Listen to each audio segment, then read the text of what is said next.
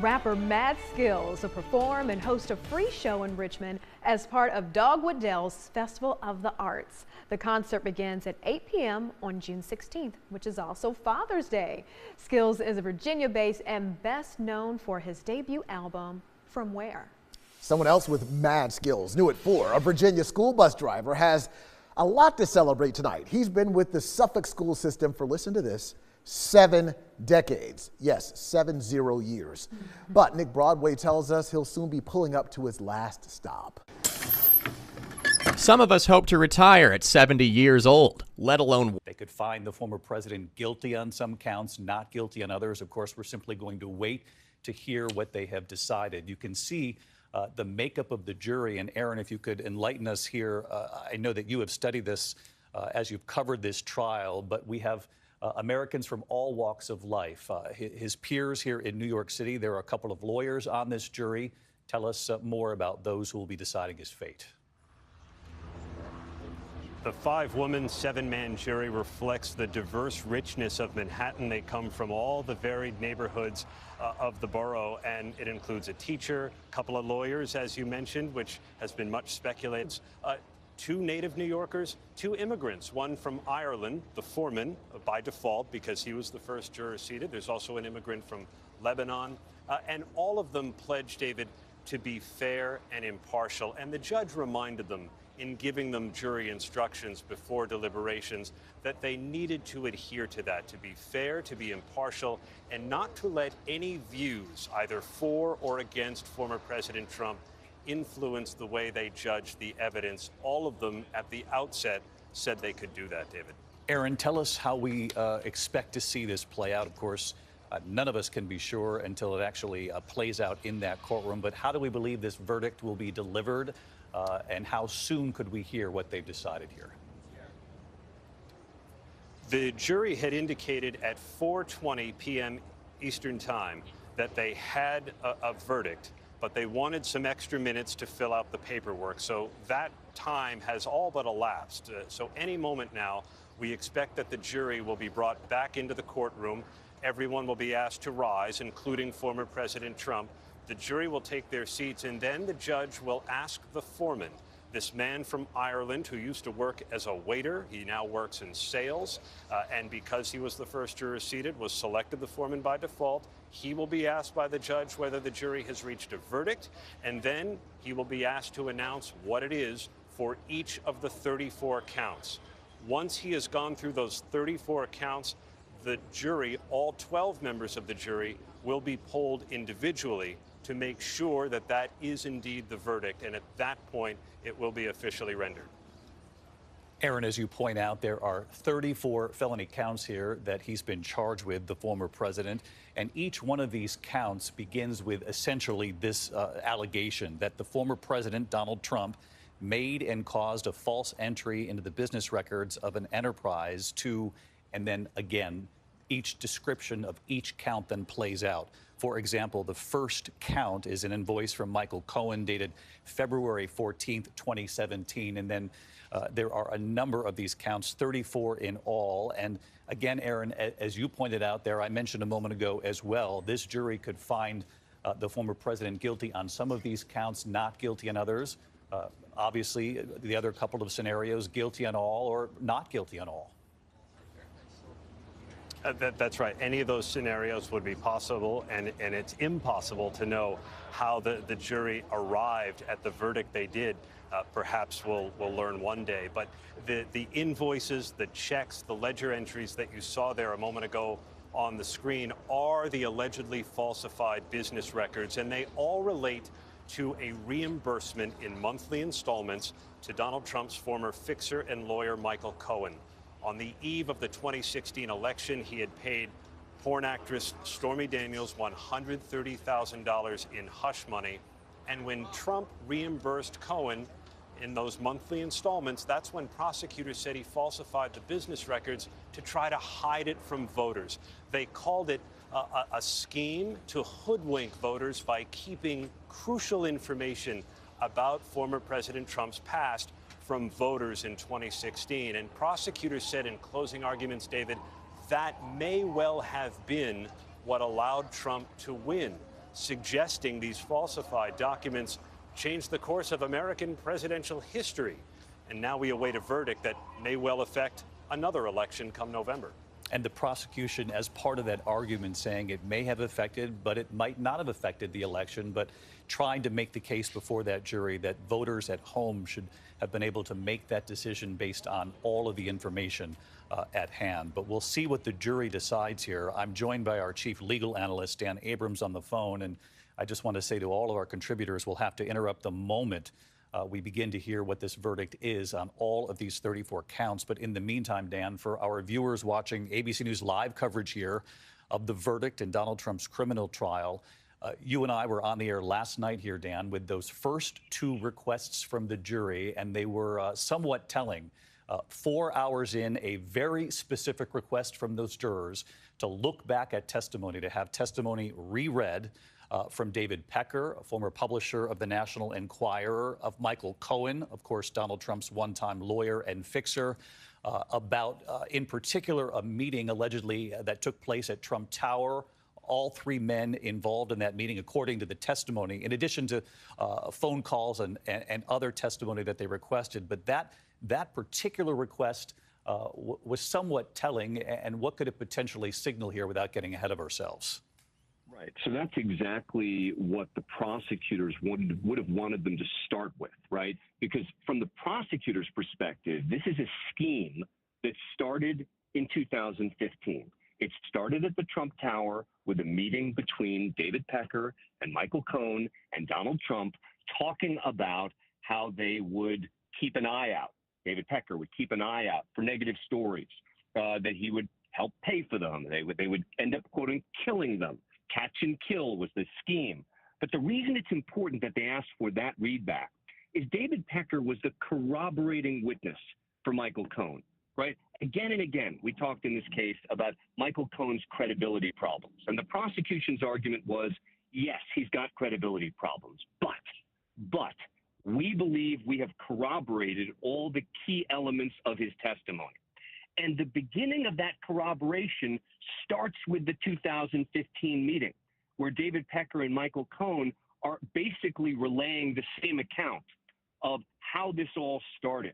So that was definitely a good sign for prosecutors, that was the beginning of the jury's deliberative process. Again, it was impossible to know exactly what it meant. Did it mean that they were following the prosecution's roadmap? Did it mean that there was some dissent on the jury and they were trying to resolve outstanding issues?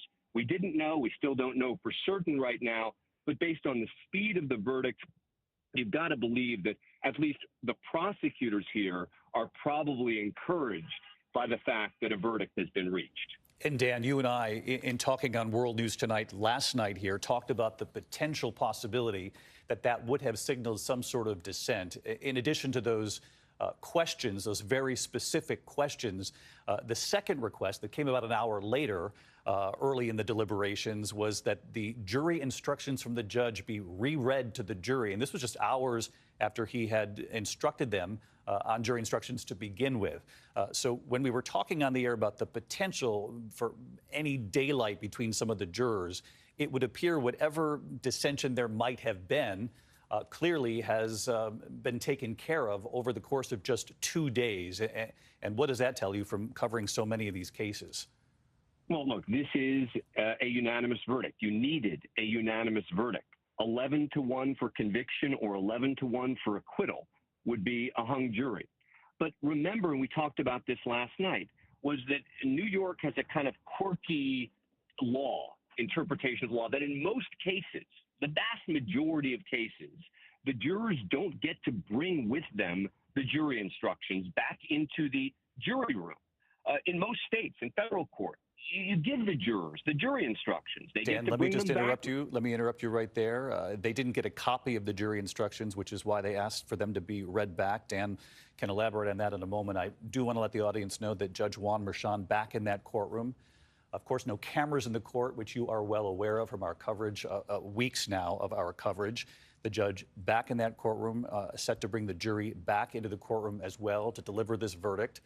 Again, you can't say it enough that this is an historic moment for the country because we have never witnessed a criminal trial of a former president of the United States. The president, Donald Trump, the former president, in that courtroom too. Our reporters there in the courtroom and in what we call the overflow room, given eyes and ears on the court for us, are reporting in that Donald Trump is sitting at the defense table, his arms very tightly crossed.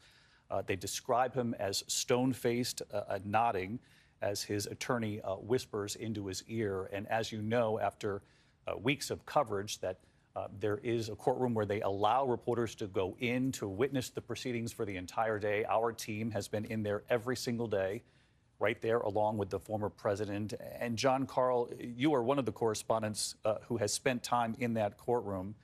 It must be a surreal scene, not only for the jurors who must decide a former president's fate, but for the former president himself. And we heard about this in closing arguments, that not only did the defense make its case, the prosecution make its case directly, aiming their arguments, their closings at the jury, but almost the entire time, the former president looking over at that jury too, studying those jurors' faces. And John, I apologize in advance if I have to interrupt you, but an extraordinary scene over these last several days inside that courtroom. I mean, David, a scene unlike any we have seen in American history.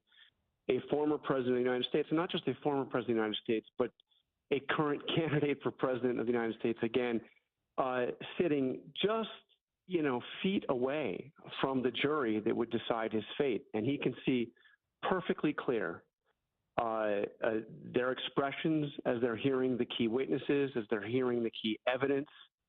And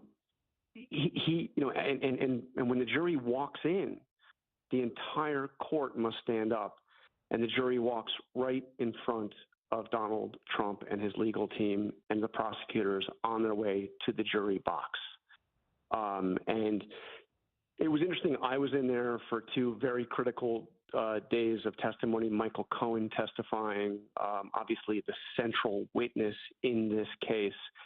And for the most part, the jurors avoid eye contact with Donald Trump as they pass right in front of him and sit in that jury box. And John Carl, we've just been told by our reporters who are there in the courtroom today, John, we'll get back to you, that the former president, Donald Trump, did stand as the judge entered that courtroom, fixing his jacket, taking a deep breath in the courtroom for those who can see him, able to witness that.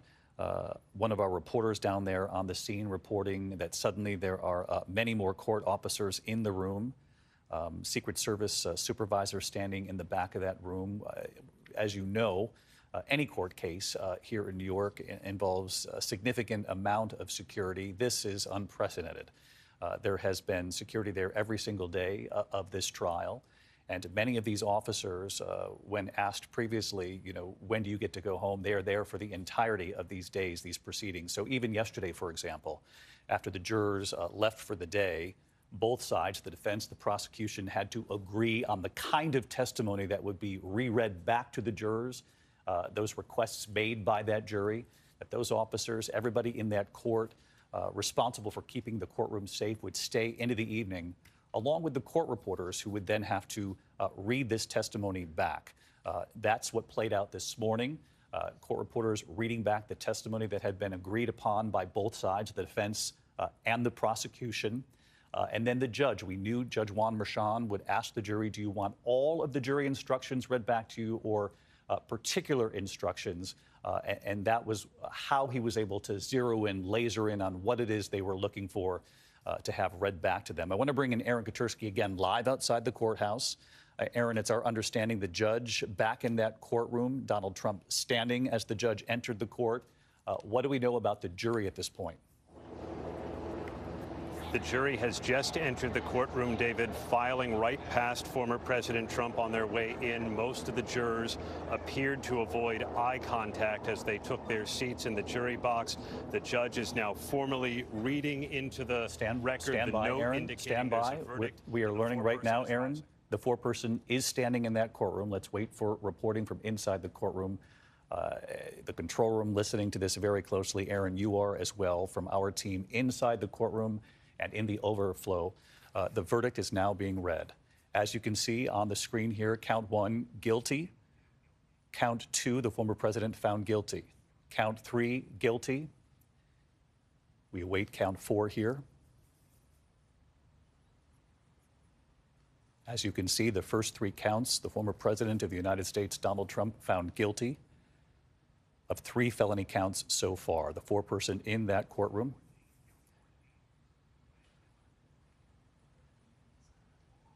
Count 4, guilty. Count 5, guilty. Count 6, guilty. As we continue to enter in what we're learning from the courtroom, it's our belief that first 19 counts, I'm being told, the former president has been found guilty of. Counts 20 through 23 found guilty as well.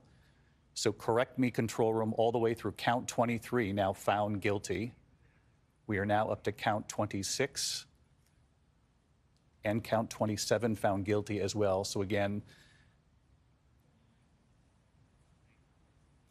I'm going to pause here. He's been found guilty 31 counts now of guilty as we wait for the graphic to catch up to the reporting coming from the courthouse. Count 33 and counts 34 coming in right now. Guilty on all counts.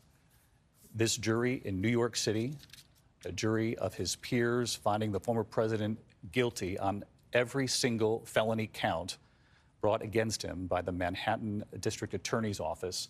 Aaron Katursky outside the courthouse. Let's go to you for first reaction.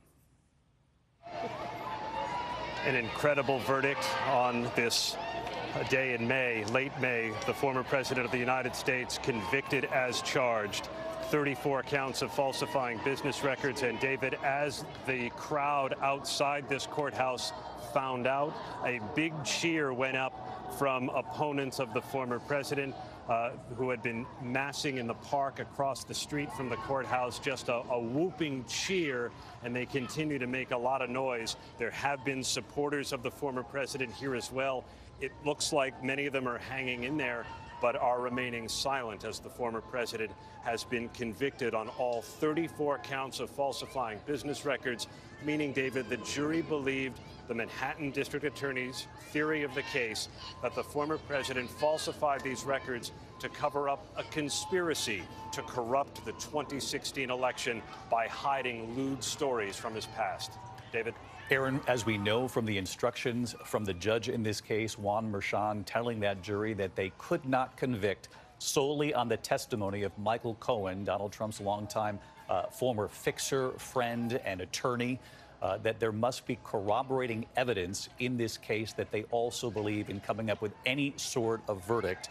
I glean from that then in the discussions within that jury room, and we will learn more in the days ahead, that they then pointed to other evidence, and we know about the request that they look at testimony from David Pecker, for example, to be reread back to them this morning, that is the kind of corroborating evidence that they must have leaned in on to come up with 34 guilty findings on every count here. The former president found guilty as we're on the air this afternoon. Aaron, again, testimony from David Pecker and other evidence presented by the prosecution they must have leaned on, not solely the testimony of Michael Cohen here. They were told they couldn't rely solely on Michael Cohen because he was an accomplice in the alleged, or now found, scheme to corrupt the 2016 election, and so they did need corroborating evidence and testimony, and they may have found it in the testimony of David Pecker, because one of the things they asked to hear again today was how both men described a meeting in August of 2015, 2 months after Donald Trump had announced his candidacy, when prosecutors said this conspiracy was hatched. David Pecker at the National Enquirer would buy and bury unflattering stories. He said he agreed to be the eyes and ears of the Trump campaign, and prosecutors said it amounted to a campaign finance violation. And Michael Cohen described the meeting very much the same way, saying that he recalled Pecker telling Trump he would be the eyes and ears of the Trump campaign. Perhaps that was the corroborating evidence and testimony that the jury needed, David. They also wanted to make sure they understood the judge's instructions of how to find out how to convict somebody of falsification of business records. And the judge told them that even if Trump didn't personally falsify the records, that he could be found guilty if he caused other people, like an accounting department at the Trump Organization or Michael Cohen or someone else, to falsify those records on his behalf. All right, Aaron Katersky, stay with us here. Aaron Katersky, who has covered every day of this trial for us outside the courthouse there. Obviously, we also have a team inside court, both in the courtroom and in this overflow room. And I just want to bring everyone at home watching our ABC News Live coverage here of an historic day here. The former President Donald Trump found guilty on all 34 counts in the hush money case that involved Stormy Daniels in the lead up to the 2016 election. Found guilty again on all counts by a jury of his peers. Again, we know the makeup of this jury come from a cross-section of life in this country. 2 attorneys among that jury pool. It's been said in other cases along the way that the prosecution doesn't always like having lawyers sitting in that jury box, but in this case, both sides agreed to those 2 jurors in particular, lawyers who perhaps, as we'll find out in the days to come, might have helped explain some of the very detailed jury instructions from Judge Juan Merchan. Again, the former president you see there on the screen found guilty on all counts. Some of the color coming in from the courtroom from our team. The former President Donald Trump watching very closely as the jury was polled. They all replied yes when asked if this was their verdict. The district attorney himself, Alvin Bragg, stern-faced in the courtroom. Todd Blanche was the one who asked to poll the jury. Of course, that is the lead defense attorney in this case for Donald Trump. Donald Trump watching again as they were being polled, looking over at the jury as each one of them was individually polled on the verdict. One of our reporters describing the former president as slumped over in his chair, slumped somewhat, looking at the jury as they delivered the verdict, adjusting his head each time to get a look at each of the jurors as, again, they were polled individually. So, again, just describing it, it's obviously the limitations of the court system here in New York, no cameras in court. But as we know, we've described to you what would happen. The judge would enter that courtroom. Donald Trump would stand along with others in that courtroom. The jury then re-entering, the 4-person standing, saying we do have a verdict. The judge asking the 4-person what that verdict would be. And then we watched even the screen here, the graphics could not keep up with the speed at which the verdict was delivered. 34 counts. All 34 of them, the former president found guilty in this hush money case. I want to bring in Dan Abrams with us just as we came on the air, now with me here in the studio. And Dan, you and I have talked. There were all sorts of plausible scenarios here, what the jury could decide. Perhaps guilty on some counts, not guilty on others. Obviously, the chance of a mistrial or a hung jury, it would take just one juror for that scenario. That's not what played out this afternoon. To have 34 counts and to have a jury find over the course of 2 days the former president guilty on all 34 counts, what does this say to you? So let's be clear. If there had been a split verdict, if there had been convictions on, let's say, 9, just the ones, for example, where Donald Trump had signed the checks, it would have been unlikely, unusual. Most people watching this case expected either there's going to be an acquittal, there'll be a hung jury, or they'll be guilty on all charges. It would have been surprising if the jurors had split the verdicts, because it's really all basically the same set of facts. It's just a question of which ledger and which check. So either you believe it or you don't. And so the fact that it's 34, we have to be careful here, right?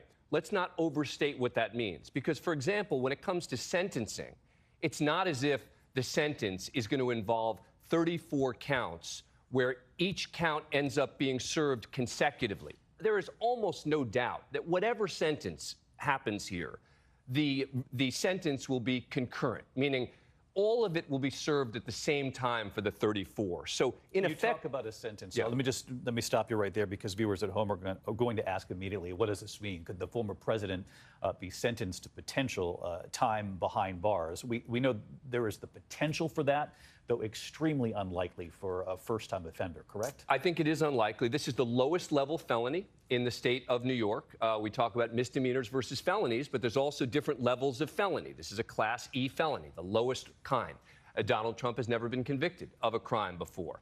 I think as a result, it is unlikely, not impossible, that he would be sentenced to prison time in connection with this case. There are other options, right? There is probation. I think the other potential option could be home confinement. Can you imagine that? And in an effort, if it were to happen before the election, someone who wants to be out on the campaign trail. Again, I think any serving of a sentence, though, very unlikely to happen before the election. A number of things will happen first. First, he'll do an interview with the probation department. That is typical in any case. You have a meeting where you talk to he's going to have this meeting with a probation officer because the probation department then recommends what sentence they think the person ought to get. And then number two is a sentencing happen weeks, months ahead. There's going to be appeals in this case, et cetera. So I think that the actual serving of the sentence, whatever it is probably some time away. Some time away, Judge Juan Merchan will take into account whatever the probation officer suggests after this meeting that you say will take place, regardless of whether you're sitting across from somebody who does what you and I do, or somebody who works in sort of any sector here in New York City and beyond. But this is the former president of the United States who will also have to sit across from this probation officer. How soon would we then hear from Judge Juan Merchan what the sentence will be? So I think that we're going to see when the sentencing date is set, right? So we're watching some people come out. We are watching the courthouse very closely. Donald Trump was expected to be able to leave the courtroom today. Of course, as Dan mentioned, the sentencing will not come for many weeks here. Not expected, certainly. We are expecting the former president to leave the courthouse. Have we seen him in front of the camera yet? We have not seen him yet, as we know that he generally addresses reporters when he comes out of the courtroom. There's no promise here that he will today. Sentencing is set for early July. July 11th is what we've been told. Judge Juan Merchan will deliver the sentence on July 11th, which is obviously a little more than a month from now. There is no bail. He will leave court today, a free man for now, certainly. And as you heard Dan report there, and legal analysts across the board have said that jail time in this case extremely, extremely unlikely. But obviously, it leads to some immediate questions right away when you're talking about the presumptive Republican nominee in the race for the White House. Does it change the race? At least right now, it doesn't. He can continue to run for president regardless of this conviction on 34 felony counts today. Some have asked, will Donald Trump be able to vote? I had been doing some reading on that because he now has residency in Florida. In the state of Florida, Dan, they often defer to where the case was tried. Is that not correct? Correct. So in New York, they allow certain felons to vote of certain categories, right? So it's my understanding that Donald Trump would potentially be able to vote. But let's watch the former president expected to address the cameras. Let's listen. Are you worried about going to jail? This was a disgrace. This was a rigged trial by a conflicted judge who was corrupt. It's a rigged trial, a disgrace. They wouldn't give us a venue change. We were at 5% or 6% in this district, in this area. This was a rigged, disgraceful trial. The real verdict is going to be November 5th by the people. And they know what happened here, and everybody knows what happened here. You have a Soros-backed DA and the whole thing. We didn't do a thing wrong. I'm a very innocent man, and it's okay. I'm fighting for our country. I'm fighting for our Constitution. Our whole country is being rigged right now. This was done by the Biden administration in order to wound or hurt an opponent, a political opponent. And I think it's just a disgrace. And we'll keep fighting. We'll fight till the end and we'll win, because our country's gone to hell. We don't have the same country anymore. We have a divided mess. We're a nation in decline, serious decline. Millions and millions of people pouring into our country right now from prisons and from mental institutions, terrorists, and they're taking over our country. We have a country that's in big trouble. But this was a rigged decision right from day one with a conflicted judge who should have never been allowed to try this case, never.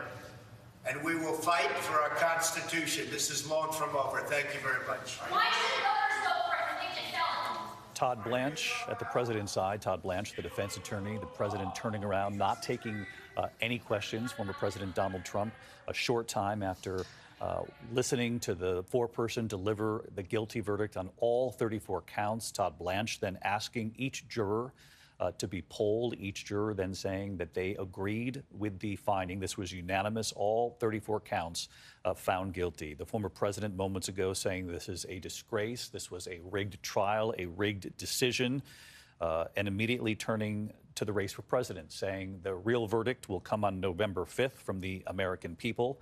He went on to say, I'm a very innocent man, and again, called the whole process rigged. John Karl, our chief Washington correspondent. John, not surprising here that there would be an immediate pivot now to November. No, and not surprising at all. And Donald Trump will do what he's done when he was indicted in this case and in 3 other cases, which is say that this is a politically charged effort to hurt his campaign for president. The question is, Donald Trump is now a convicted felon. Will that affect how voters will view him? And we have seen, David, a lot of polling, including one of our ABC News polls just in the past month, that suggests that upwards of 20% of people who have said that they plan to vote for Donald Trump for president would reconsider whether or not they would vote for him if he were in fact convicted of a felony. So the question is, now that he has been convicted of a felony by a duly charged jury, will those voters who have been solidly for him now reconsider whether or not they still want to vote for Donald Trump to be president of the United States again, now that he is a convicted felon? Again, the polling suggests that at least a significant percentage, roughly 1/5 of those voters, will reconsider that. Now that it's out there, we'll see. John, stick with us here. We want to go full to this WABC picture from our station here in New York City, Channel 7, with live pictures over the courthouse here in Lower Manhattan. Donald Trump, the former president, obviously expected to leave the courthouse. A significant security, not both because it's the New York State criminal court, but also Secret Service, and they had been prepared for any possibility here. Though he leaves today, obviously a free man. We know that the sentencing will be July 11th, which I believe is 4 days before the start of the Republican National Convention.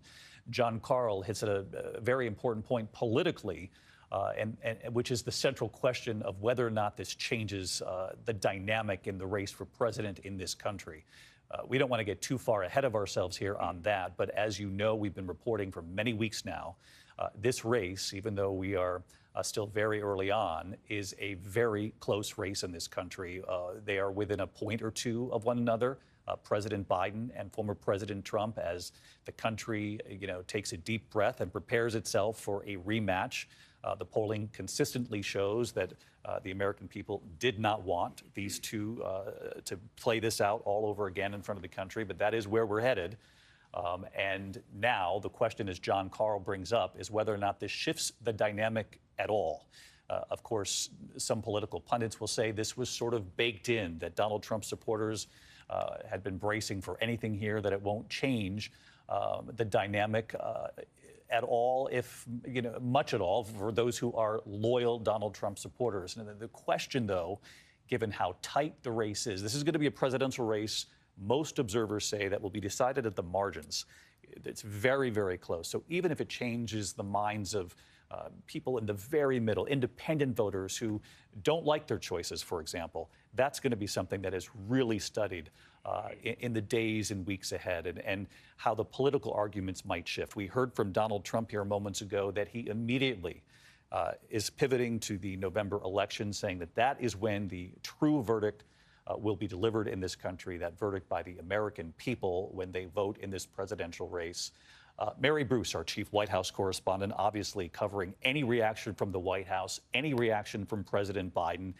Has the Biden campaign engaged at all on the news just moments ago that the former president, for the first time in history, has been found guilty on 34 felony counts? David, we are still awaiting any kind of official response from the campaign, though our team has heard that there were cheers inside the Biden headquarters in Wilmington as the verdict was read. Look, President Biden has been very careful in the last weeks not to comment on this trial. That, I have been told, will now change now that we have a verdict.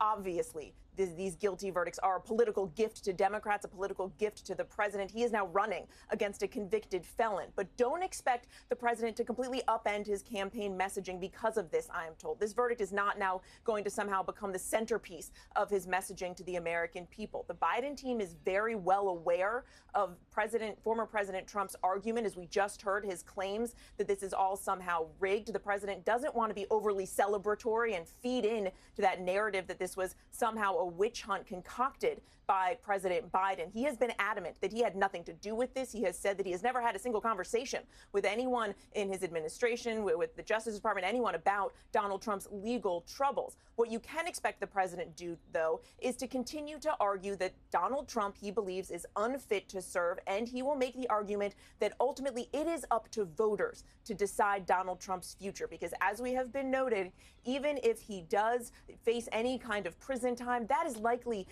unlikely, but even if it does happen, not likely to happen, certainly before an election. And so the president is going to make the argument that this ultimately comes down to the ballot. With just a few seconds here, Mary, before I turn back to our courtroom reporters, President Biden has very rarely even addressed the fact that this criminal trial was taking place. At times you would report that he would say something along the lines of his opponent is tied up today, a sort of nod to nudge, if you will, to the Trump campaign about what was playing out here in New York City. But other than that, there has been very little said about this criminal trial. Yeah, he would subtly needle his opponent over this, right? We all recall when he had challenged him to that debate saying, I hear you're free on Wednesdays, which was the day that obviously court was not in session. But beyond that sort of subtle jabbing and not so subtle sort of jokes, you didn't hear the president really comment on the substance much because he wanted to keep his distance, because he didn't want to feed into that narrative that Trump and his supporters have been pushing, that this is all a political hit job. The president is going to react to this, I am told. The question is how he does it, in what form, and how, fiercely and forcefully he now brings this up on the campaign trail going forward. Just how much will Donald Trump, being a convicted felon, play a role? How much of a role will it play in the president's campaign speeches going forward? We are going to wait and see. Forgive me for constantly looking at my phone here, David, because we are expecting hopefully some kind of reaction from the campaign very soon. Stand by. It has actually just landed in our inbox. So if you bear with me here while I read this, this is a statement from the campaign communication director saying, in New York today, we saw that no one is above the law. Donald Trump has always mistakenly believed he would never face consequences for breaking the law for his own personal gain. But today's verdict does not change the fact that the American people face a simple reality. There is still only one way to keep Donald Trump out of the Oval Office, at the ballot box. Convicted felon or not, Trump will be the Republican nominee for president. He goes on to say that the threat that Trump poses to our democracy has never been greater. He says he is running an increasingly unhinged campaign of revenge and retribution, pledging to be a dictator on day one, calling for the Constitution to be terminated so he can regain and keep power. The statement concludes by saying a second Trump term means chaos, ripping away Americans' freedoms and fomenting political violence, and the American people will reject it this November. That is the official statement from the Biden-Harris campaign spokesman, David. Mary Bruce, with reaction just coming in from the Biden campaign. Olivia Rubin, our courtroom reporter, part of our investigative unit here at ABC News.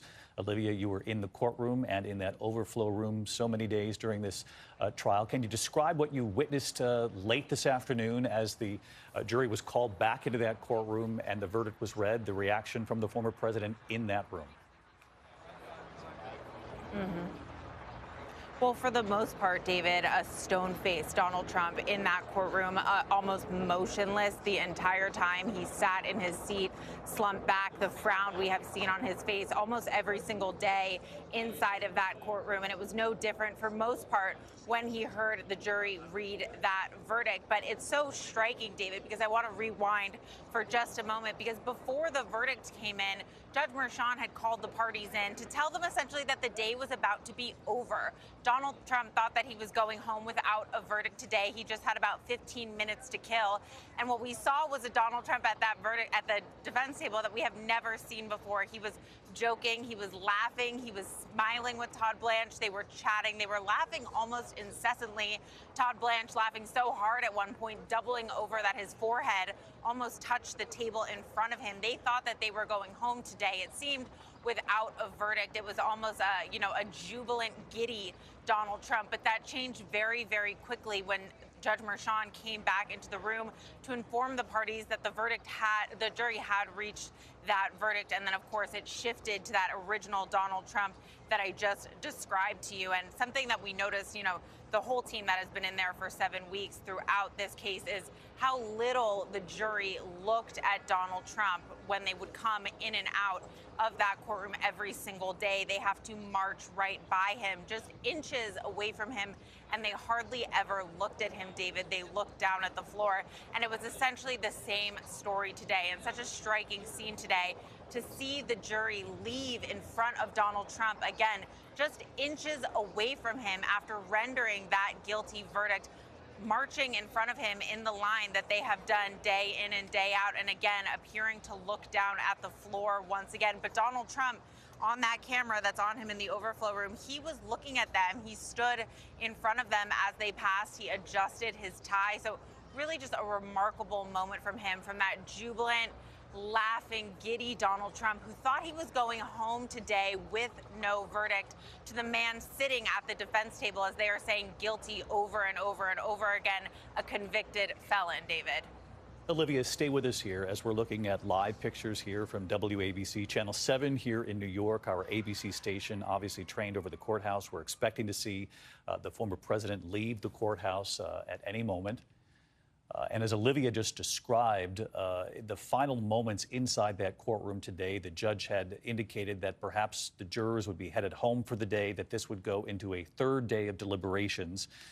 Olivia describing, a former president and his defense attorney, his main defense attorney, Todd Blanche, as laughing with one another, smiling with each other.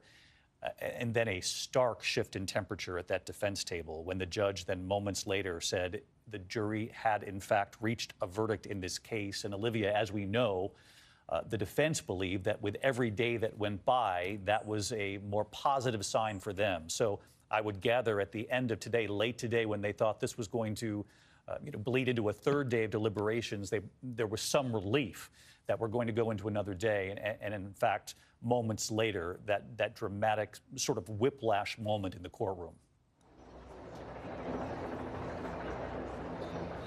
That's right. And I do think what you touched on right there, referring to Todd Blanche and how sort of critical he was to this case and what, he did for Donald Trump over the past few weeks, is so interesting to sort of laser in on. And to watch Todd Blanche in the courtroom today was so fascinating. You could feel the intensity from him because this was his moment, this was his case, and he was performing essentially in front of Donald Trump every single day. And what was so fascinating as they are waiting for this verdict to come down, because remember, they had a 30-minute waiting period where they had to sit at the defense table and wait for the verdict. You could see him gripping the tie around his neck, loosening it, the pressure clearly weighing on him. And there were times when all of them sat there really not speaking at all. Again, that 30-minute waiting period, so telling. The prosecutors just feet away from them to their right-hand side, also really saying nothing at all. And then, of course, Alvin Bragg, just a few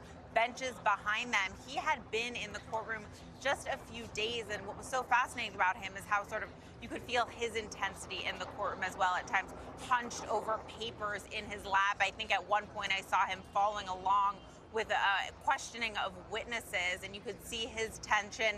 He was hunched over his papers once again, furiously taking notes at one point. So really the stakes that were on all parties here. But again, bringing it back to Todd Blanche, this was his case for Donald Trump. He had been front and center. He had done the cross-examination of Michael Cohen. And then when he spoke, David, just one last point, when he spoke to make that motion with Judge Merchan at the end after the verdict had already been rendered, you could quite literally hear the nervousness and the fluster in his voice as he was speaking to Marshawn. He was tripping over his words. He was speaking slowly. He was speaking quietly. And it was just so apparent that the verdict that had just come down was weighing on him as much as it was his client, again, Donald Trump, who remained seated at that defense table before, adjusting his jacket one last time to leave that courtroom. So again, tension for all parties there. This is just extraordinary color from inside that courtroom. Olivia, stay with us here. A few more questions for you as we also keep our eyes trained on these helicopter shots from Channel 7 here in New York as we await the former president leaving that courthouse. You can see Secret Service assembled. Olivia talking about Alvin Bragg, and for those of you at home who've been following, you certainly know who he is, but we'll bring everybody up to speed. The Manhattan district attorney who brought the case but was not in that courtroom every day, and in fact, his team of prosecutors instead making the arguments. Obviously, Josh Steinglass delivering the closing arguments in this case. Some had wondered if perhaps the closing arguments were too long, particularly from the prosecution. The defense closing was long as well. But there were those who wondered if Mr. Steinglass had gone on too long. I'm certainly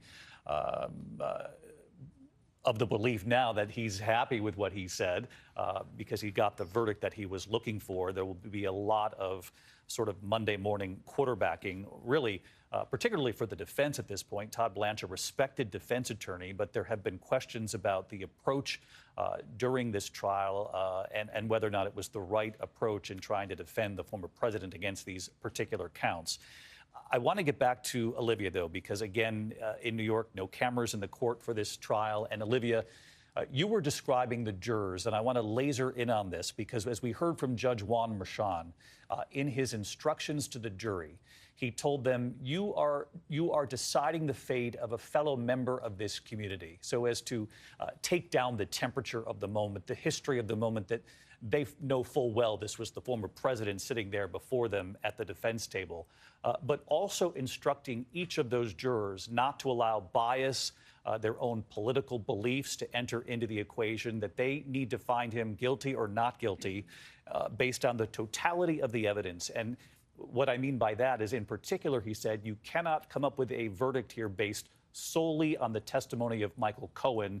There must be corroborating evidence that you've seen in this case in coming up with your decision. For those joining us now, obviously, 34 counts, all 34 counts the former president found guilty of in a Manhattan courtroom here late this afternoon. And Olivia, it would seem those jurors took those instructions to heart, particularly when you talk about the dynamic or lack thereof between those jurors and the former president as they left that courtroom. Again, describe the eye contact the former president was making with them versus the other direction.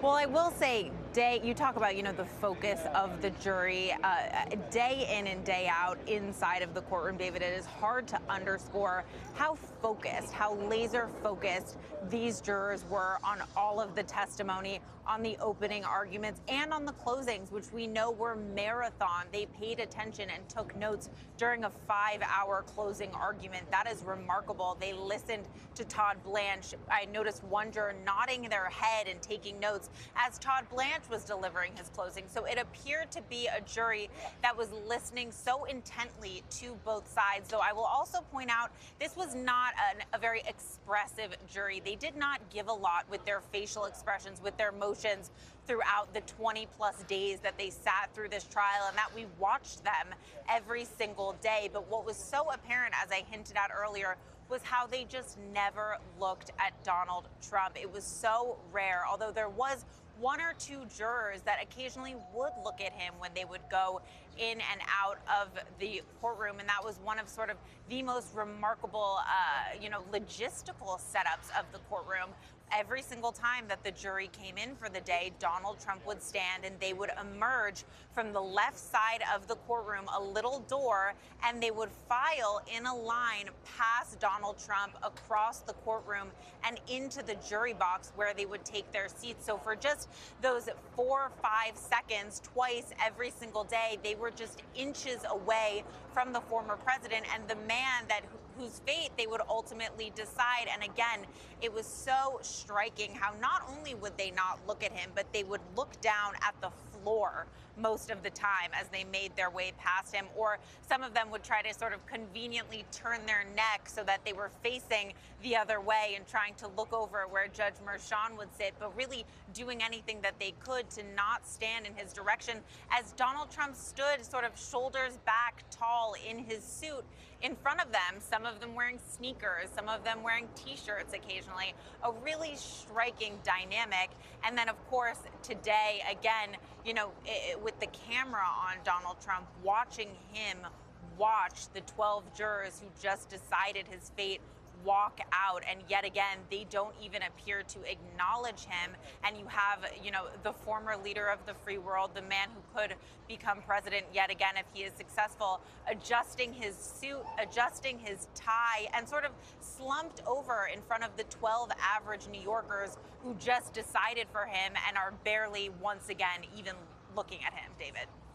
Olivia, thank you so much. Stay with us here for our live coverage. We'll come back to you shortly. Olivia Rubin, just one of our team of reporters inside that courthouse throughout the duration of this trial. And as you know at home from our reporting over the course of several nights on this, that it really does come down to the eyes and ears of the reporters in that courthouse to help us get a fuller picture of the dynamic at play. We're getting Republican reaction coming in. We'll get to that in just a moment. But just to add to what Olivia just said, as we await live pictures here, we expect to see perhaps the former president leaving that courthouse. You can see the security arranged outside the courthouse, Secret Service certainly. They had prepared for this moment, no matter what the outcome would be from this jury. We know that the jurors, and this comes from our team inside the courthouse, in addition to Olivia, jurors showing no facial emotions, nodding along with Judge Merchan as he thanked them for their service. He asked them for feedback about the entire process in the future. He said to them, "You are excused with the gratitude of the court." And while he was saying that to the jurors, the defense attorney, Todd Blanche, sitting with his head in his hands at the defense table, his elbows on the table, rubbing his lips, Judge Juan Merchan thanking the jurors for handling a, quote, very stressful and difficult task. And as we heard Olivia Rubin report there, with the exception of looking at the former president now and then as they entered the courtroom day to day, there was very little exchange as far as making eye contact with the former president, the person whose fate was in their hands, although we do know from today's reporting that the former president was studying each one of those jurors, particularly as they were polled individually after this verdict today, each one of them saying yes when asked, "Is this your verdict?" Former President Trump found guilty on 34 felony counts in New York City late today. Rachel Scott, who covers Capitol Hill, who covers the race for president, getting first reaction here on the Republican side. I understand Speaker Johnson has reacted in addition to others. Yes, David, this reaction from the Republican Party is coming in very quickly. The Speaker of the House issuing a statement calling today a shameful day in American history, calling this purely a political exercise, not a legal one. We're also hearing from several Republican senators, Senator Marco Rubio calling this a complete travesty, Senator John Cornyn calling this verdict a disgrace. Even Trump's former rivals who ran against him in the Republican primary, including Florida Governor Ron DeSantis, calling this all political, saying this was an Rachel, effort stand to get by because we're watching these live pictures of the former president entering the SUV there in the foreground of your screen. Sorry to interrupt, but let's just watch this scene as it plays out. We'll come back to you for Republican reaction. We also have reaction coming in from members of the Trump family. We know inside that courtroom today, Eric Trump, Donald Trump's son, throughout the course of this trial, he has been there, not necessarily every day, but has often been there. We have seen Don Jr., we've seen Tiffany Trump. Notably absent from the trial itself, Melania Trump and Ivanka Trump. John Santucci, who is watching this picture right along with us here, an extraordinary sight, and you're hearing reaction from the Trump family, in particular Don Jr.? Yeah, Donald Trump Jr. being one of the first family members to react to this, David, telling ABC News that, Democrats got what they wanted here. Of course, they have hyped on the fact that New York is a state run by Democrats. Of course, as we know, you mentioned earlier in your conversation with Dan Abrams that, of course, Donald Trump is no longer a New York resident. All of Donald Trump's children, his 3 adult children in particular, who all lived in Manhattan at one point, now reside, of course, in Florida with their father. And Donald Trump Jr., David, telling me that same sentiment that his father echoed in front of the cameras on the 15th floor of that Manhattan courthouse, that voters will now weigh in. Voters will decide this election in November, and that will be the real result and outcome that they will, of course, look forward towards. John, you know that the Trump family, Donald Trump, watches those polls every single day. He has talked about it as he has left the courtroom in New York under that partial gag order, unable to talk certainly about any witnesses on the stand, but would talk in generic terms about the proceedings of the day, but then would pivot politically to the race for president, obviously. They're very aware of where the race stands. The national polling shows President Joe Biden and former President Donald Trump really within a point or two of each other on any given day when these national polls come out. Where Donald Trump has taken note, and I'm certainly sure that you have heard this from inside the Trump campaign, is in the battleground states where we know in the Electoral College these presidential races are decided, and that in several of the key battlegrounds, Donald Trump in recent weeks has shown some steady but very slow movement in what they would believe is the right direction, expanding by a point or two his lead over President Biden in some of these key battlegrounds. And they must be wondering, given what John Carl reported earlier and what our polling and others who have polled this question of independent voters and those who are on the fence, whether or not a felony conviction would change their minds, whether or not this has any impact on numbers that are already extraordinarily close. Well, David, you mentioned the last several weeks the polls have been doing a bit better. It's also been the last several weeks that they can't capitalize on that because, as you well know, this was the first time in Donald Trump's life his schedule was out of his hands. He, of course, was stuck in that Manhattan courtroom. Recall, David, that he needed Judge Juan Merchan's approval to go to his son's high school graduation. So they know that this is now a tough situation. And look, David, all the reaction that I've been getting, Rachel, our colleague Catherine Falders as well, has been not surprised. It's New York. But let's be clear. This is not the verdict they wanted. So they can say they're not surprised by it, but it is something they now know they need to double down and pivot. One of the things, I know Rachel has heard this, as have I, that they are hoping is that they can quickly now get back to the campaign and move things forward. And one of the things that senior advisors to Donald Trump have been trying to get the former president to focus on is a running mate. Donald Trump has not engaged in conversations. Of course, names have popped up, names have been floated out there, many of whom have gone on and done what previous people have wanted to be Donald Trump's running mate have done, which is defend him on camera, or in this case, which is interesting, right? Think about 2016 versus 2024. 2016 was who was on TV talking and saying nice things about me. 2024 has become who's coming to court with me. And we have seen many potential individuals, senators, governors, attorney generals who want to be in a Donald Trump round 2 White House go with him, David, to court, as we have seen in real time. So that's one of the things that advisors are hoping, if they can quickly pivot, quickly get out of New York, literally get Donald Trump out of New York and back onto the campaign trail, getting ahead with a Veep nominee, getting ahead with the RNC, moving into debates, quickly getting away from this conversation. And that's going to be hard, David, because look, as our team has noted, and we've already seen it, Donald Trump knows in some ways these cases, though with independents are not good with him, his base, it has helped. We've already seen fundraising emails fired out the second the verdict was released. Of course, Donald Trump knows that he's got to find a way to shore up support, and that's going to be a dance that his campaign now needs to move forward with. John Santucci reporting with us here this afternoon on the guilty verdict, unanimous, all 34 counts, felony counts. The jury finding the former president guilty. As we look at this live picture, John, I just want to ask you, because we're watching, and there have been so many of these moments, but we'll stick with this one here as we watch the motorcade, the SUV, the Secret Service guide the former president back up to Trump Tower, obviously from Lower Manhattan, where the courthouse is, up the east side of Manhattan right here.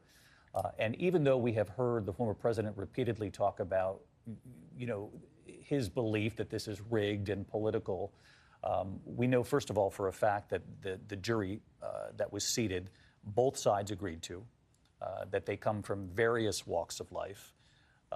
And we also know that Donald Trump was a born and bred New Yorker. His father had a very successful real estate business here, a branding empire between father and son.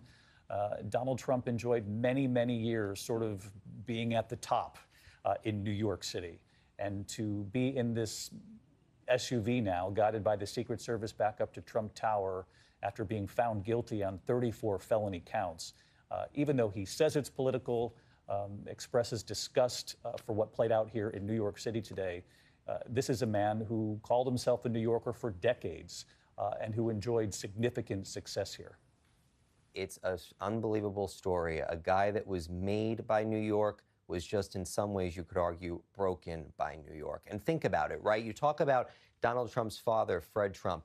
Fred Trump succeeded in business, for those that know the New York area, outside of Manhattan. He succeeded in Queens and Brooklyn. Donald Trump wanted to outdo his father. It was breaking into Manhattan, crossing over the bridge to the island of Manhattan that was Donald Trump's goal. Donald Trump told voters in 2015 and 16 that I live in the most famous address ever, the most prized possession on Fifth Avenue. He loved living in New York, being a part of New York. You know, even in the last couple of days, David, I had heard from many senior aides and longtime friends to Donald Trump that he actually liked being in Trump Tower the last couple of weeks. Keep in mind, David, that was his residence for decades. He took such great pride and joy in it. I mean, many people have told this story. I experienced it myself the first time I went into Trump Tower, that Donald Trump loved to show off the views. Look at the Plaza Hotel. Look at Central Park. This was Donald Trump's pride and joy as a New Yorker. And to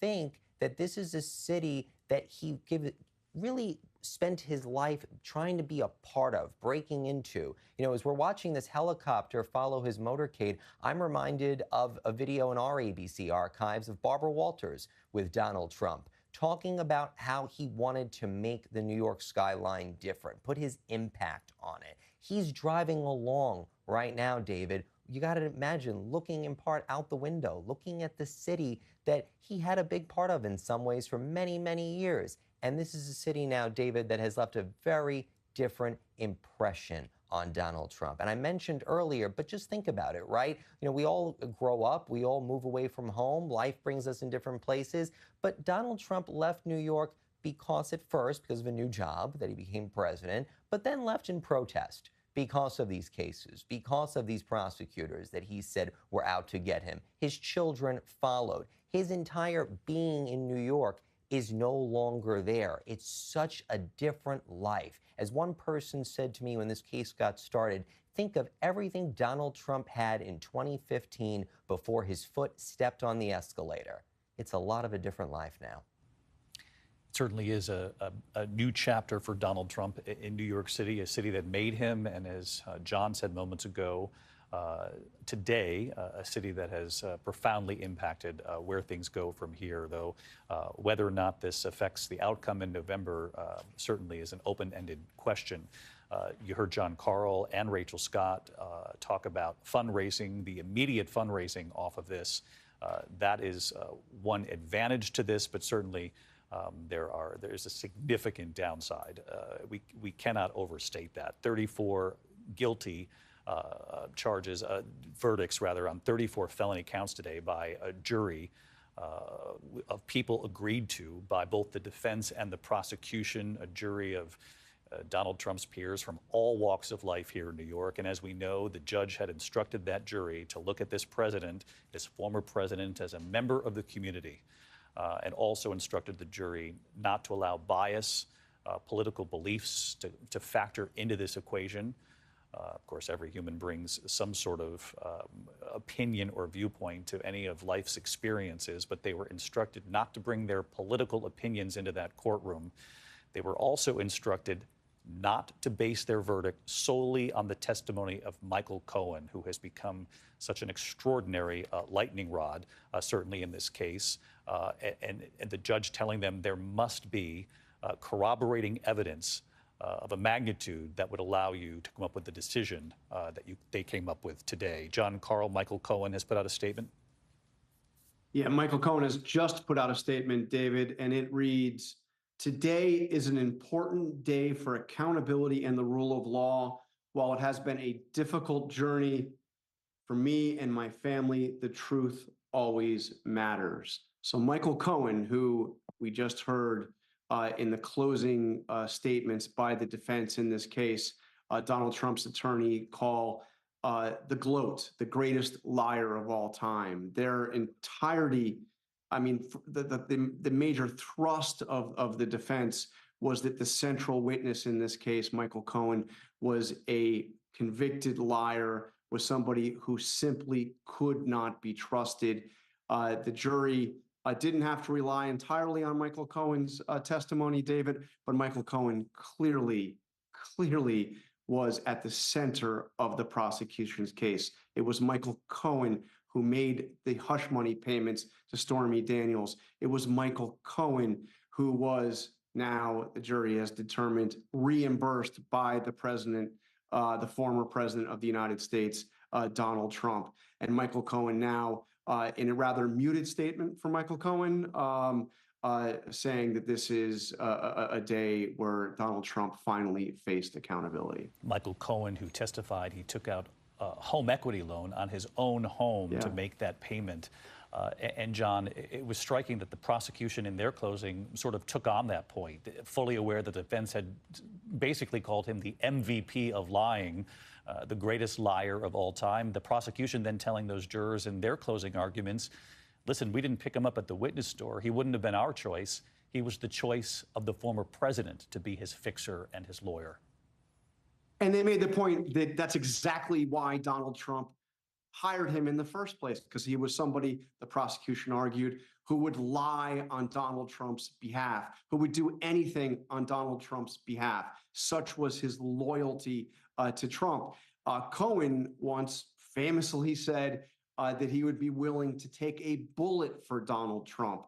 But when the prosecutors started honing in on Michael Cohen and on these hush money payments, it was Michael Cohen who was actually prosecuted first, not entirely for what happened with Stormy Daniels, but in part for what happened with these payments to Stormy Daniels. And Michael Cohen served time in a federal penitentiary long before Donald Trump was ever indicted for anything. Michael Cohen, who I believe the evidence is quite strong, believed he deserved a pardon from Donald Trump, never got that pardon from Donald Trump.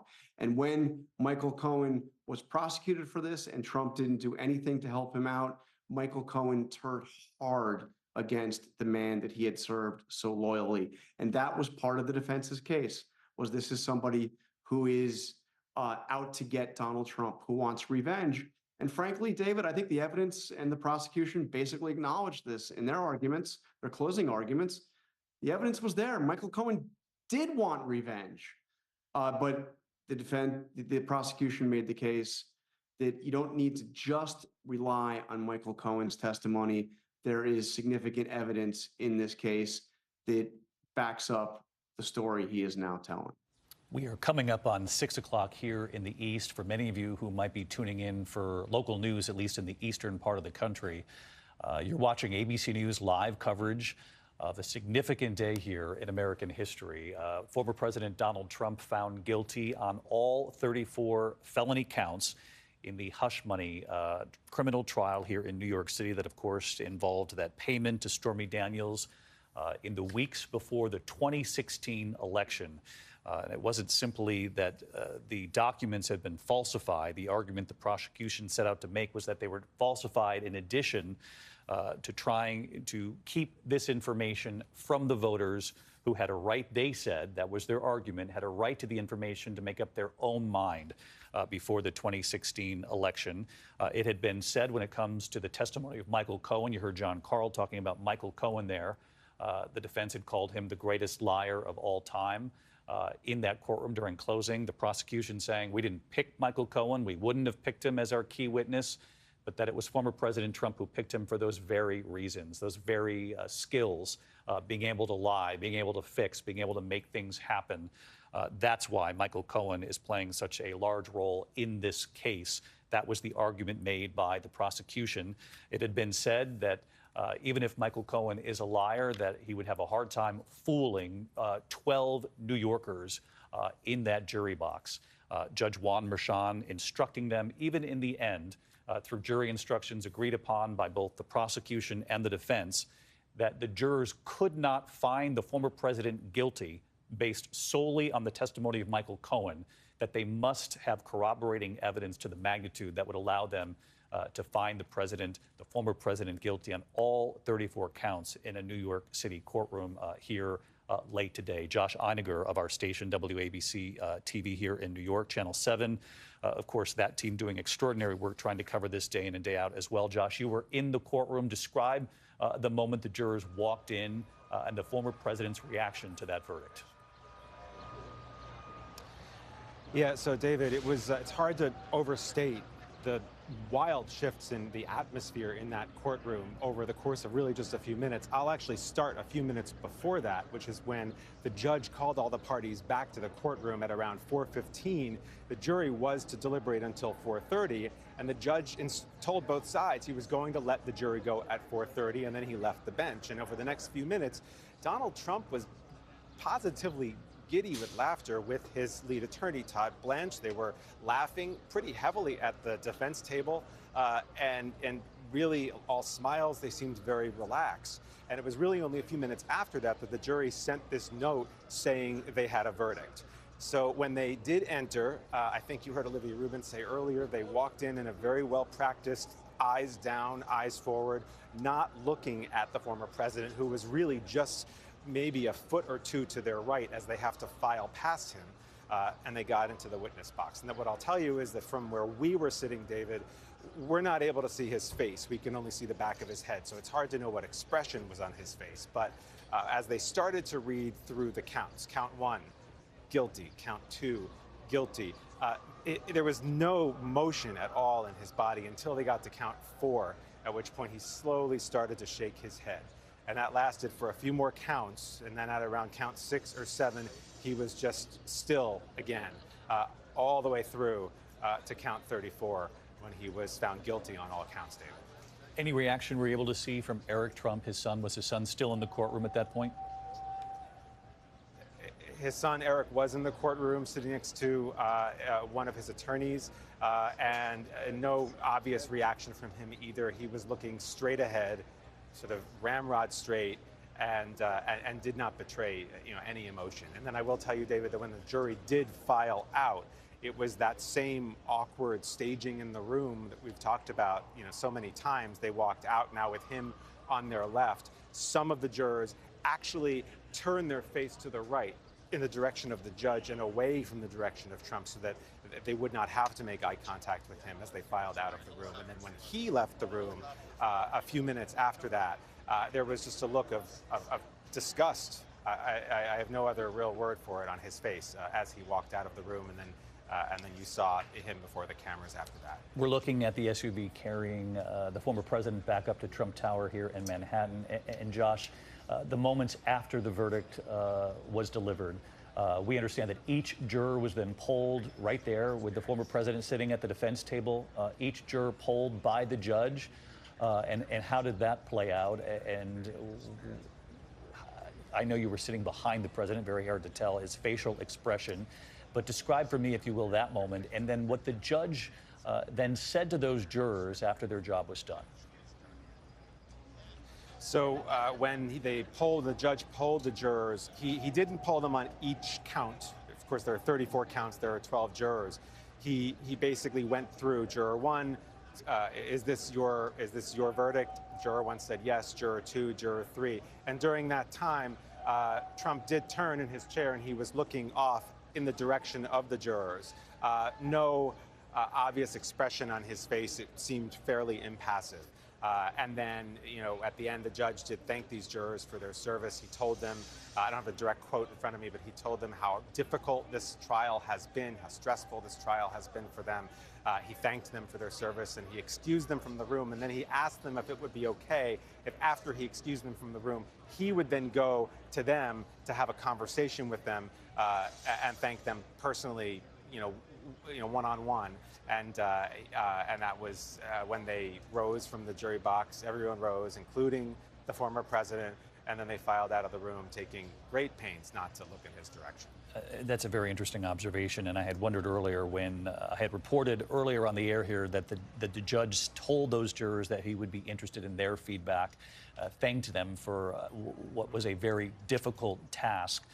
When that communication might take place between the jurors and the judge. Josh Einiger here of WABC reporting that the judge then planned on meeting with those jurors after they left the courtroom. And you have to wonder, Josh, and it's an impossible question to answer, you have to wonder if the foreperson or perhaps the two attorneys within the jury or who it was on that jury that got them all together and said, when we walk in, let's walk in a certain way, because your description and Olivia Rubin's description earlier on the air, really match up to a T.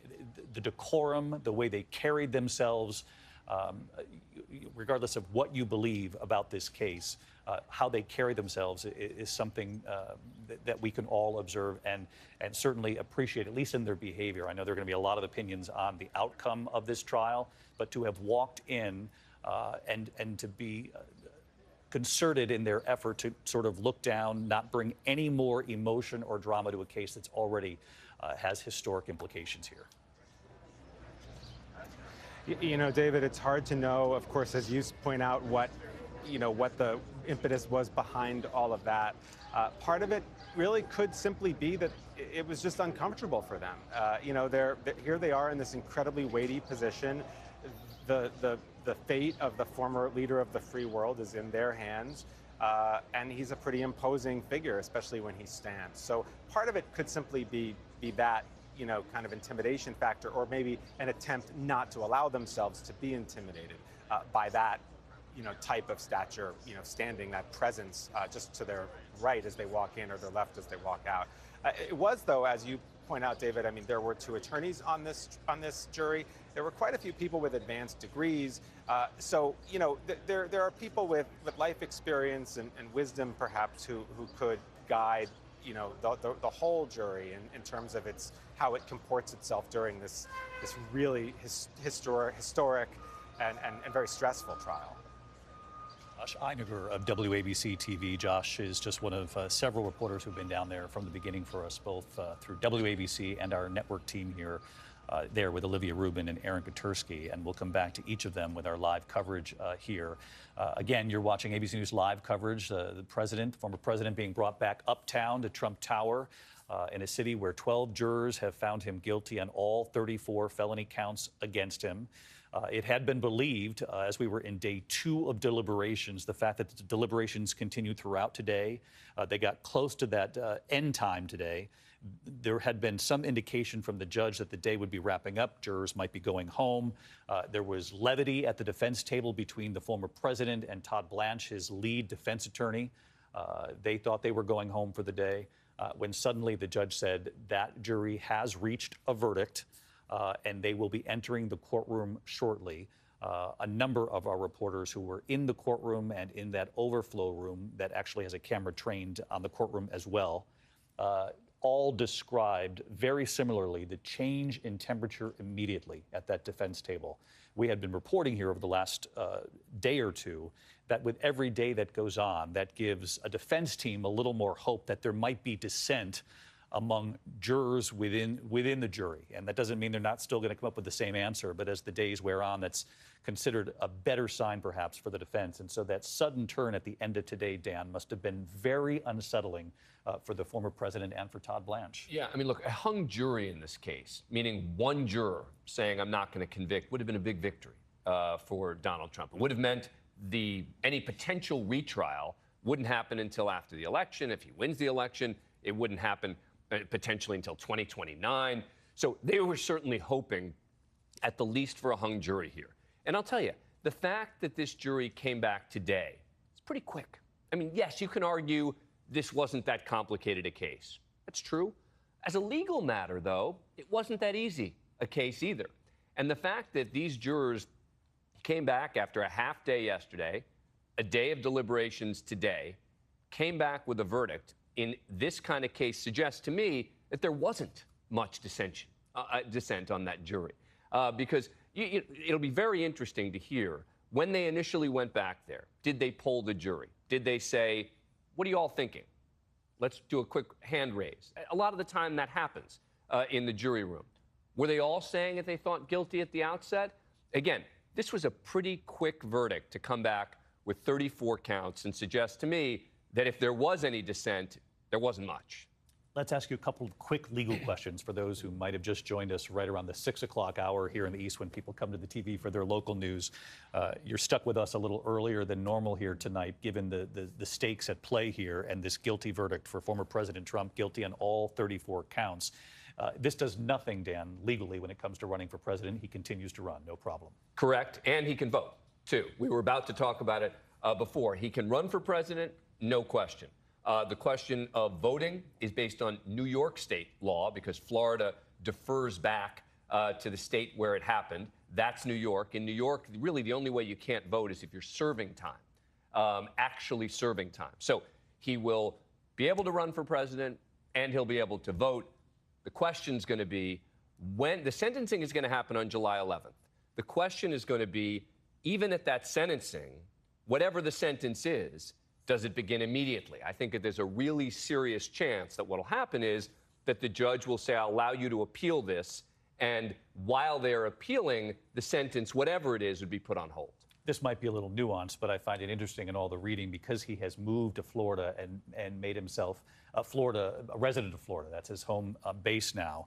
That had the trial played out in Florida, for example, he would not be able to vote. Felons in Florida aren't able to vote. Right. It would be a different law. It would be under Florida law. But again, Ron DeSantis could change that, right? As the governor, he could say, I'm going to pardon you, in effect, and allow him then to vote. So if it had been in Florida, Ron DeSantis, as the governor, would have control over not just the question of can he vote, but he could also pardon him with regard to any conviction as well. But of course, it's a moot point because even though he's a resident of Florida, they won't have to do anything to help allow him to vote because this played out in New York where they would allow a convicted felon to vote unless they're serving time. Now, this is the question that came up earlier, and it is a question that people at home are going to ask.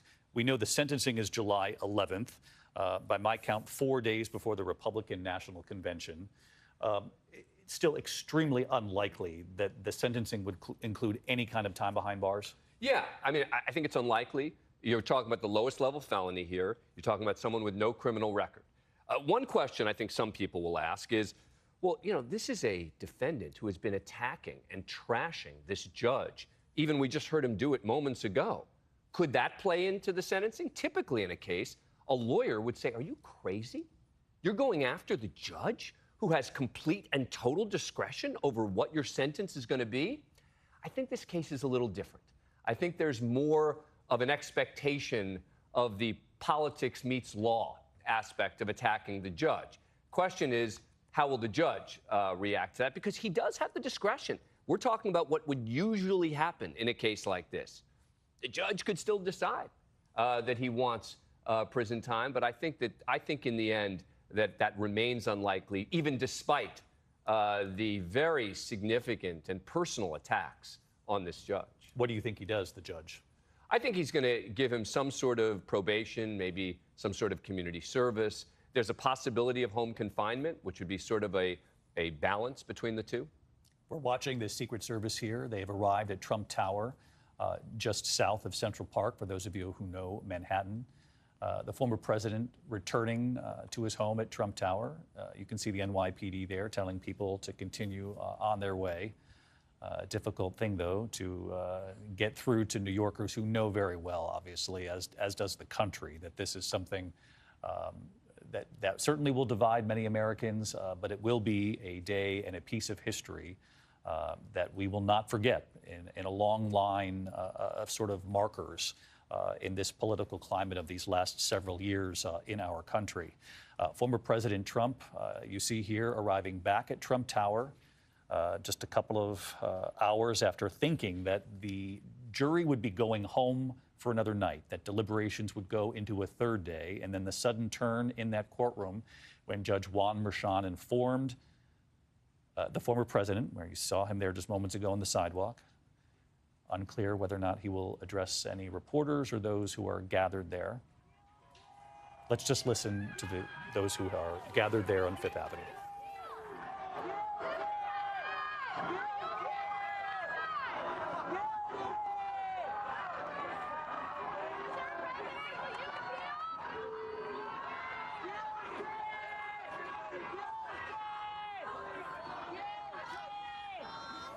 Familiar gestures from the former president, though no words, a sort of rarity from the former president, and it's hard to decipher the differing chants. What we're hearing from folks there, though, those on the ground will be able to report that out later. One thing we did take note of over the course of this trial is that the crowds gathered in Lower Manhattan were small by comparison of what we have seen by way of rallies in the past or gatherings in support of or against the former president. And John Santucci, I want to bring you in on that. The fact that what we witnessed in Lower Manhattan over the last couple of weeks, there wasn't large-scale protesting outside that courthouse. I want you to weigh in on that, and also you have a reaction from Stormy Daniels just in. Yeah, David, a couple things. First, if I could, David, just an observation from what we just saw of Donald Trump walking up in front of the building. David, I remember it almost like deja vu, and it's funny because it's so critical to what came up in this trial. The weekend that the Access Hollywood tape came out in October of 2016, that image that we just saw, David, is a rinse and repeat of what Donald Trump did the Saturday morning as he was hunkered down in Trump Tower, plotting what to do for his first run for the White House. He came outside the tower, he pumped his fist on the corner of 56th Street, looked around for a second, and walked back in. It is literally copy and paste what the former president did as a candidate under intense pressure, under what was at that point, David, the worst moment for his first campaign for the White House. And just to see that again as someone that has covered Donald Trump for that long, from that moment, it really is just an unbelievable image to see again a day after another one that was so horrible for him, to see him doing that exact thing. I mean, Donald Trump has a playbook. We know that. He talks about every day of his life being an episode of a TV show. It clearly seems like that one was a bit of a rerun, if you will. But just to go back to your other question, David, about reaction from many people around the former president, I've gotten a lot of texts in the last couple of moments here. Not surprised, angry, trying to find a way to pivot towards a way to get this campaign back on track and really move away from this courthouse. Donald Trump is probably tonight going to spend one of his last nights in Manhattan, and then it's back to Florida, where he is a resident now, and then quickly back on the campaign trail. David, just to your other question about Stormy Daniels, our colleague Olivia Rubin, who ran out of that courtroom and spoke to us, and then quickly got reaction from Stormy Daniels' attorney. Her attorney telling Olivia in a statement, quote, "Stormy is relieved that this case is now over. She always had great faith in our justice system and the solemn oath jurors take in undertaking their service. No man is above the law, and the selfless, hardworking service of each of these jurors should be respected and appreciated." David, that is an attorney for Stormy Daniels to our colleague Olivia Rubin here at ABC News. And you got to imagine, David, for tonight, going back to Donald Trump, if I can for a second, now that he is going back into that tower, back into that residence, he's going to be doing, David, what he did for so often when he would come home from the campaign trail. He's going to have cable TV on all night. He's going to be watching all of the coverage. He'll probably be watching us very shortly. We know that he still watches all of the evening newscasts on TiVo. He says it was one of the greatest inventions ever. And he'll be focusing on all of the commentary, taking this in. He'll start doing what he always does, working the phones, asking people what do they think about this. It is going to be very hard for people to tell him much of this is good because, as we've talked about repeatedly, and you mentioned this earlier, David, and it's a great point and an important one, Donald Trump is obsessed with two sets of numbers. Ratings, he was always focused on TV ratings, and poll numbers. And we know that those polling numbers that have shown that if there was a conviction in this case, it could impact a small but important swath of voters. That is something he's going to be asking people when he starts doing the phone calls tonight. How many voters do you think? Could this be a problem? I want to bring in Rachel Scott, who covers the race for president on that point. John, thank you. Stick with us here. Rachel, just looking at these numbers here, the latest ABC News Ipsos poll, 20% of Donald Trump supporters said they would reconsider or withdraw their support for him if he were convicted in the New York case. Now, of course, it's still early on. The numbers in these polls have showed, considerable movement back and forth, but within a range, which I always find fascinating this far out. This race is very close in this country. It's very close in the key battlegrounds, which we all know. The Electoral College is what decides these presidential races. But inside the campaign, they have got to be concerned about the potential if these numbers hold, because 20% of supporters who might reconsider changing who they would vote for could be just enough to make the difference in an election that's 1 or 2 points, at least nationally. David, over the last several weeks, there are advisors in the Trump campaign, allies to the former president, who have simply just been concerned about the image of having the former president, a presumptive Republican nominee, inside of the courtroom. Now, the former president walking into Trump Tower, he was followed behind him with several campaign aides. They're going to walk into that building and have to contend with something that no other campaign has ever had to face in American history. And that is how to have a presumptive Republican nominee who is also a convicted felon now try to get to the White House. We have seen the former president bounce from the campaign trail back to the trial and the courtroom back to the campaign trail.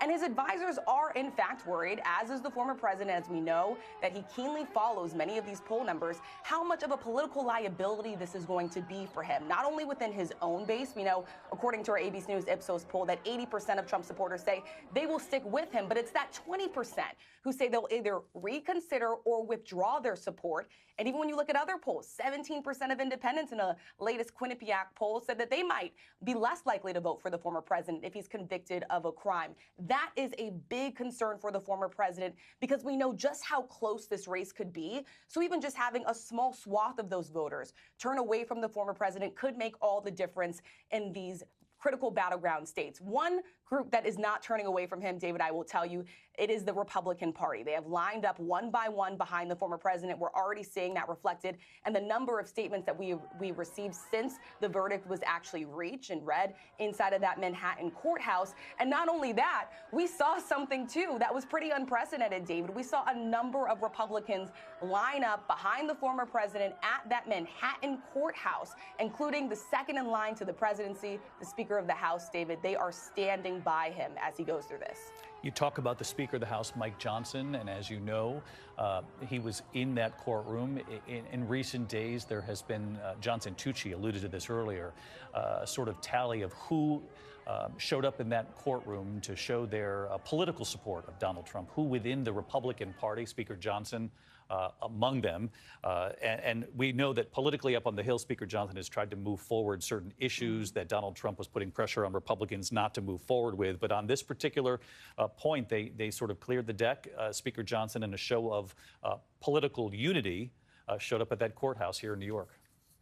Yeah, and David, how rare is it to see the second in line to the presidency show up outside of a courthouse to defend a former president who was standing trial, who has just been convicted on felony counts? It was an extraordinary part that we have never seen before in American history. We've heard from the Speaker of the House today. He calls this a shameful day in American history. And of course, it wasn't just the Speaker of the House. There were 37 Republican officials that visited that Manhattan courthouse. We were talking about 2 Republican governors, 7 current or former attorney generals, 28 Republican lawmakers, and a lot of them were saying what the former president could not. We know that Donald Trump was under that very strict gag order, so a lot of those Republicans were coming out in a show of loyalty for the former president to rail against Michael Cohen, to rail against the witnesses, to blast this whole process, something that the former president was barred from doing under that gag order. It was a sign of loyalty to the former president. But David, this is a party that has only grown more closer to Donald Trump as he has been indicted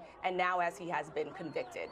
We have learned moments ago the Trump campaign says that their fundraising site is down because of the volume of people, supporters looking to show in sizable numbers, according to the Trump campaign, their support of the former president. And the former president posting himself, Rachel, on Truth Social. Yeah, just moments ago, as the former president was making his way there to Trump Tower, he did post on Truth Social. He called this a disgrace. He claims that he is innocent. He says, "We'll keep fighting. We'll fight to the end," ending that statement by saying the real verdict is going to be November 5th by the people, and it certainly will, David. It will certainly be up to the people of the United States to decide whether or not they want to put former President Donald Trump back in the White House. Rachel Scott, our thanks to you as well this afternoon. Of course, these polls don't indicate that if they change their mind on Donald Trump because of a conviction, that they would necessarily vote for President Biden instead. But certainly a question moving forward in the polling will be whether or not certain voters in this country can stomach, if you will, voting for a convicted felon, and for those who it makes no difference at all. That's going to be a question certainly asked of voters with greater intensity now that it is a reality.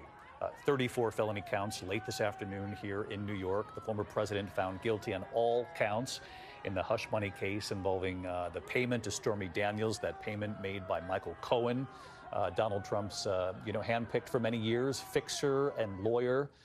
Cohen testifying that he took out a home equity loan to pay Stormy Daniels, and prosecution made the case that it was not just Michael Cohen here, that this was a concerted effort along with David Pecker, former publisher at the National Enquirer, to try to catch and kill, if you will, certain stories that might be damaging to then President Trump's as a candidate campaign leading up to the 2016 election.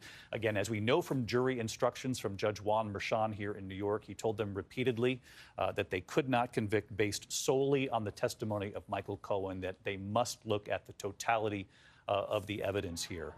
6:27 here in the East. World News Tonight coming up in just moments. Our entire team standing by. These are images just moments ago, Fifth Avenue. The former president making familiar gestures that we have seen politically for many years now to the crowd gathered. The chants from the crowd, people chanting, most likely, if it's New York City, and we know New York well, with both viewpoints. And certainly we heard and saw that downtown, although the size and scope of the crowd downtown was much smaller than what we have seen along the way, certainly at political rallies and other moments of support or demonstrations against, really at both kinds of demonstrations. What we saw at the courthouse in Lower Manhattan wasn't what we have seen certainly in recent years. Dan Abrams, a final thought from you as Judge Juan Merchan, as you say, will rely on suggestions from a probation officer, sort of extraordinary to wrap your head around this, that the former president of the United States, like any other convicted felon, will have to sit across from a probation officer, be asked several questions, and then that officer will suggest to Judge Merchan where to go from there. Right. The probation department will make a recommendation, but I think in this case, the judge is going to kind of do this one on his own. Yeah. In a typical case, you need some advice from the probation department. You need to interview. You need to learn about the defendant. They provide a whole list of information, et cetera, about the person. That's supposed to help inform the judge's sentence.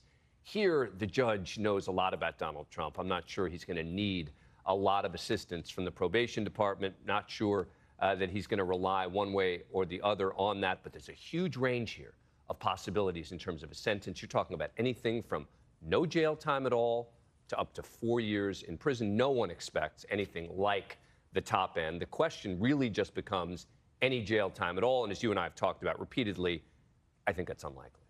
And it's not 4 years for each felony count. It's 4 years over the course of all these counts. Right. I mean, it's concurrent. It could, in theory, be 4 years, but it's not. Yeah, that's just correct. That's not a practical reality in this case, based on these particular crimes. We will wait to see, and as you suggest, I certainly believe that is the case. Judge Juan Merchan certainly will be likely coming up with whatever decision he comes up with, mostly on his own, and he's had some time to think about this. Certainly the potential that he would have to come up with a sentence for a former president of the United States who late today was found guilty on 34 felony counts in a New York courtroom. Again, the former president Donald Trump back at Trump Tower tonight, deciding what his next move will be as he continues in this race for president. World News Tonight begins right now.